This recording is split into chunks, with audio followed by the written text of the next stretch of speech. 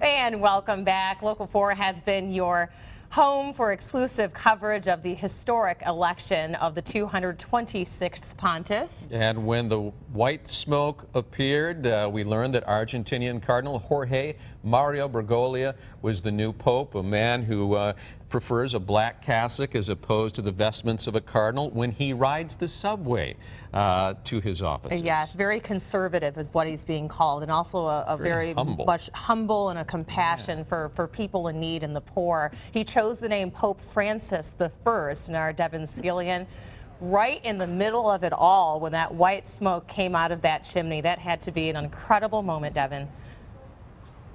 It was really electrifying to be right in the middle of it. I suppose all the more electrifying because we were a little surprised that it was happening. We thought we probably had another day of conclave coming, but it all ended last night in spectacular and I think you'd have to say very joyful and exuberant fashion last night. I thought that everybody would sort of break down along national lines. There were a lot of flags being flown, and of course everybody had their own favorites, but as soon as they found out that it was Pope Francis, a cardinal from Argentina, it was as if all of those other flags were reminded that they all flew below the Catholic flag. Not easy to find new ground in the Catholic Church after this many centuries of its existence. However, they did. The first Pope Francis, the first Jesuit, and the first Latin American. We talked to a couple of people last night who were excited about both of those firsts. I was not surprised. I did not expect that. I mean, but when I heard it was from Latin America, Argentina, tears come from my eyes. I mean, this is the only thing. I mean, it is so lucky to be here. So lucky, it's beautiful. Selection of the name Francis, very powerful. First Jesuit pope, and I think this is going to usher in a very exciting time for the church. The Holy Spirit knows best, and this was the man chosen.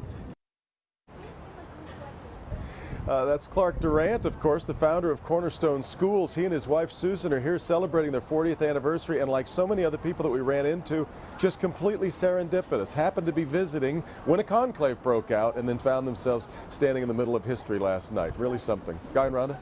And we should point out that from a European standpoint, this isn't just a Latin American pope. He's an American pope because he's from the New World.